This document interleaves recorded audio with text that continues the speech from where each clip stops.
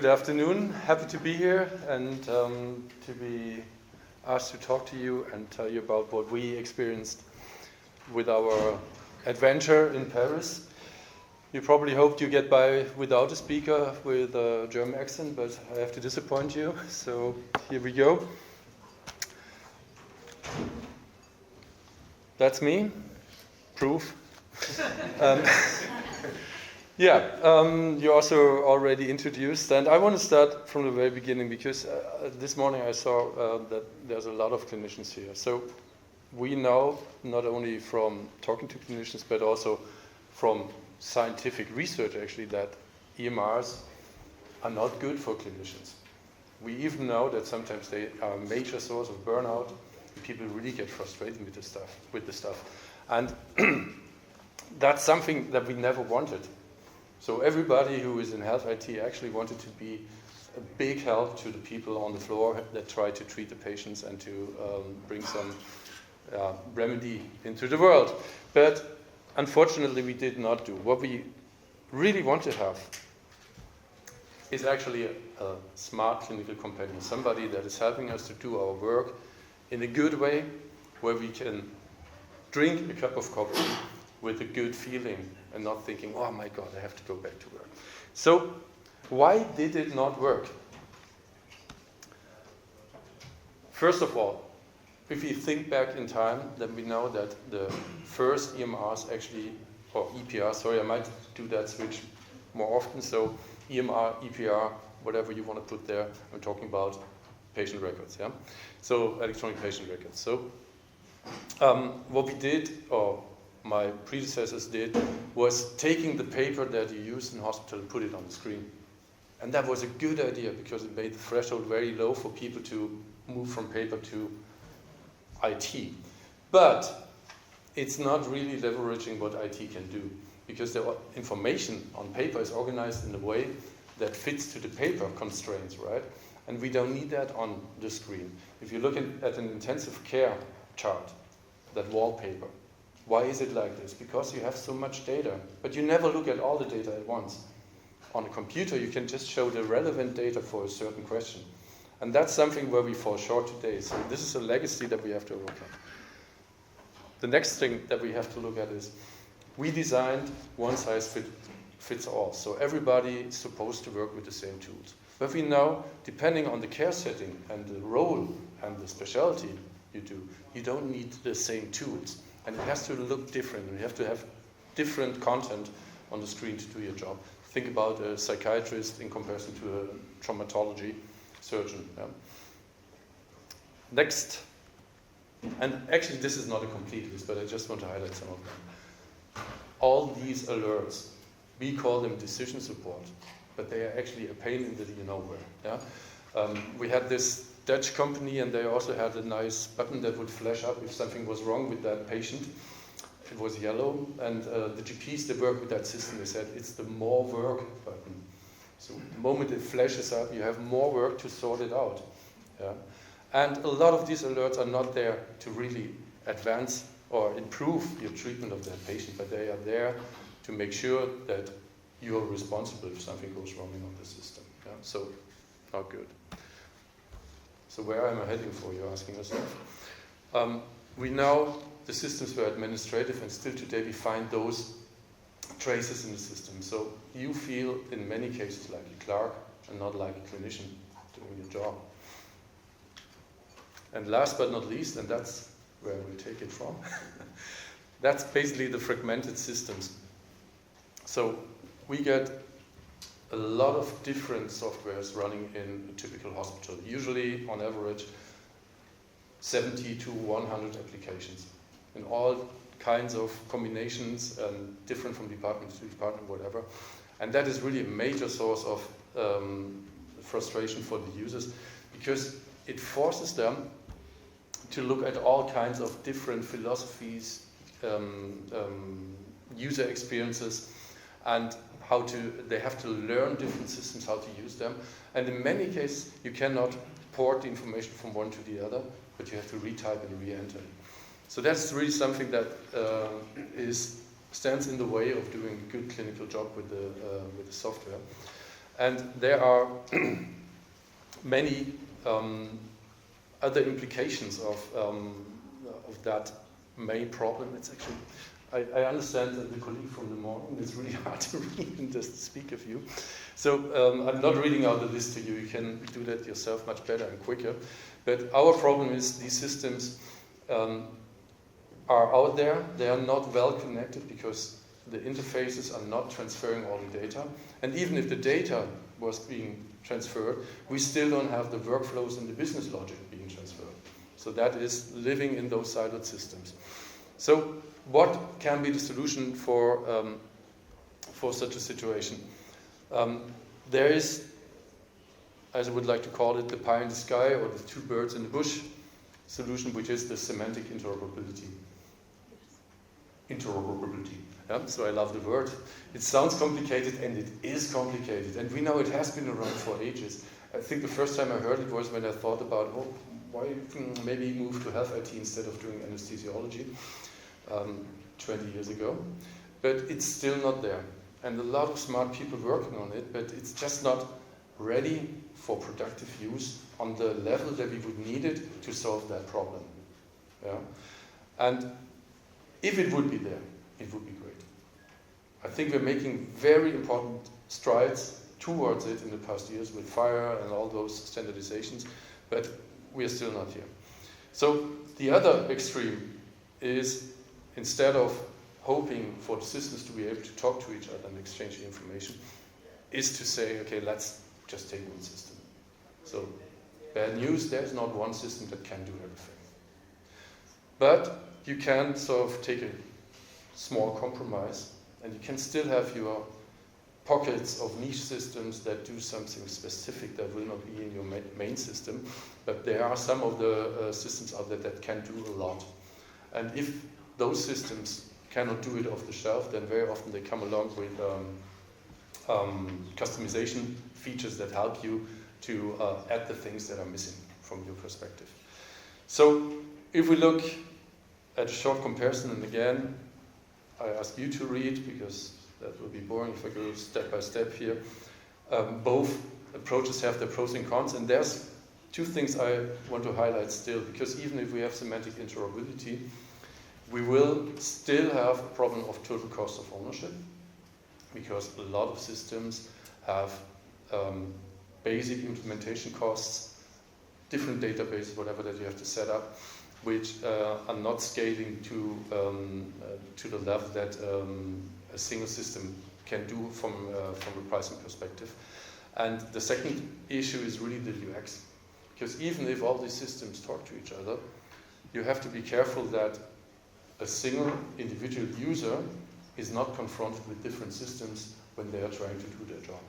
So they don't want to learn different systems. They want to learn one time how to prescribe and do this wherever they prescribe. So that is something, I also believe this will go away, because we also see a standardization there, not in terms of norms or let's say written down, but it's more like a practical standard, as we also see, for instance, on smartphones. Today the apps all behave somehow similar. You will always find the burger menu if you want to do something about it and so on. And something like this is also happening in medical computing, but this will take years. So at this point in time, we're still in that situation that you're risking a fragmented UX, which can be a risk to your workforce. Anyway, so talking about the now situation, but let's do a step back in history, because I want to talk about the project in Paris, and that actually started 2008. So back then, and I guess even sometimes earlier, those guys came up with the bold idea, okay, let's do this one system, but do it for Paris. And they didn't have another choice. So, I mean, semantic interoperability back then was even less mature than it is today. So you could not go and say, let's just put up some interfaces and we're done. No, they said, okay, we take the one system approach. And they went to the market and tendered, and I mean, some colleagues back then said, unfortunately, always won, because this was overwhelming. Yeah? The moment we won this, it was really like, oh my God, can we do that? Because it was really a first of type. And I tell you why it was so overwhelming. Because the city is so beautiful. No. The reason is it's really huge and it's prestigious. So that organization dates back to the medieval times. The Hôtel de Dieu is still operating today. It's a university hospital, part of APHB, and I think it's from 830, the first records, probably even older. So that's absolutely awe-inspiring. And we're talking about Paris. So France, and we get that region that is actually the catchment area of those hospitals. So altogether, 12.5 million people being served by those hospitals. So it really felt like a monstrous endeavor, and that's just a little more information about it. So it's 6 sub-organizations, each around one medical university, all across the city, and some key metrics that we collected over the time and that represent the size of it. And I tried to find similar data about Wales, and you see the size. So if you take it with a grain of salt, I think it's probably double the size of what is ongoing in Wales. And just to put it into perspective for you to understand. So what we brought in was the EPR software back then, Orbis, which we had brought to France some years earlier already. And Orbis is has a very wide scope, but not everywhere. Yeah, so it's sort of a modular approach. You can choose what you want to install and what you want to start. And that was important for them also because they said, okay, we cannot go with a big bang on 39 hospitals. That will kill Paris, basically. So what happened is that they started with the piloting phase in 3 hospitals. And from there, step by step, rolled out all the modules. And they were learning. This was a learning iterative approach. And they were getting better and better for rolling this out. And in the end, in the past 5 years, they finalized the complete rollout. I'll have more on this in a moment. So we heard it before. The IT is the smallest part of an IT project. So it's really about doing the right change management and imagining to do this in an installation like this, the most prestigious healthcare institution in France, one of the biggest in Europe, and so on. So there's a lot of politics, a lot of people that were having very strong opinions, and it was really hard to navigate, fortunately, mainly for our client team. So, but of course they were relying on us because they would never be able to convince their stakeholders of the solution if the solution would not come their way and show that it is good for the purpose. So they started with this preparatory phase, and that was maybe even the most important because they set up those workshops called ateliers in French, where they put together stakeholders and defined standards. And that was really coming with a strong top-down governance. So they said, okay, it's unacceptable yet that you tell me in this hospital you have to do it different than in this hospital, because you're doing medicine. So you sit down, close the doors, and come up with the final standard that we will implement for everybody. So I'm very impressed by that. But they managed, yeah. So, and this also came with a very close involvement of us, where they already raised, okay, yeah, but we have to tweak here a little bit, and we need that enhancement and that feature and so on. So then they started the pilot project, and as I said also before, so that was done in a step-by-step way. So they started on one ward, an emergency department, in one hospital, and that was not one of the biggest hospitals. I think 300-bed hospital, Ambros, Paris, that was. And when they were stable running there, they rolled it out to another emergency department, and then they started another type of department. And with this, they grew like I would say, organically more than sort of rolling out in one big blast. Next next one, yeah. And then they were ready, so they understood what are the pitfalls, what are the lessons, what do we have to do to be efficiently in rolling out, and they reduced the deployment time for one ward basically to 2 to 3 months, so including all training and configuration and setup. And with that speed, they started parallel projects and they managed to roll it out to all the 39 hospitals. So the result, even some years ago already, was that for anybody, any clinician working at RPHB, at any time they could connect to the system and look at the patient, any patient that was in their remit. Yeah? So there is, of course, permission management who can see what records and whatever, but they would be able to see anything about the patient, at least unless it was sealed information, so hidden information because it's of a specific data privacy concern. And that already sparked a big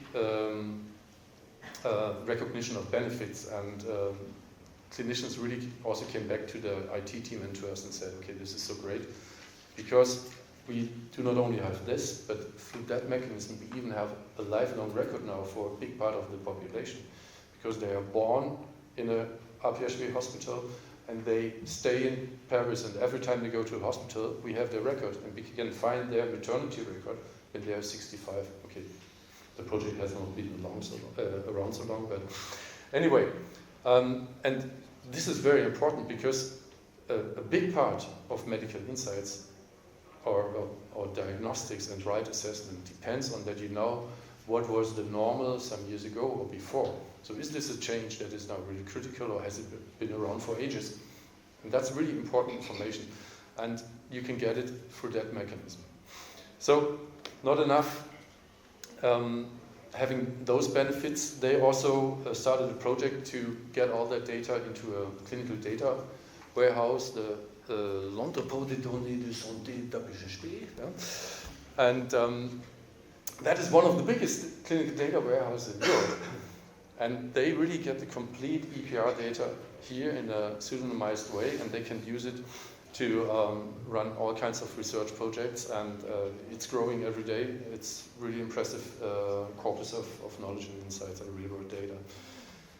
So, simplified setup, we've got Orbis as EPR, we've got GLIMS, which is a laboratory system where they followed a similar track. We got a PACS system that is bringing together the imaging softwares, and we got those niche systems still existing. All of this is linked to the national shared record in France, and we've got the document archiving system, Hide Media, in place, and the technical basis is data centers that are run by RPHB. So they are not on the cloud currently. That discussion is ongoing if they want to move part of it to the cloud or not. But I also understood they are building new data centers. The Ville de Paris, or the city of Paris, is building its own data center, and they also want to bring stuff into that. Yeah, and that's also where the data warehouse links to. So that's the simplified version. For the architects, that's the complicated version. Thank you. No, I don't want to kill you. It has been a long morning, so, and I don't understand it. So. So lessons learned. I think you heard it all before. So start from the clinical need, look at the pain points that the guys have tried to resolve these. Then standardize.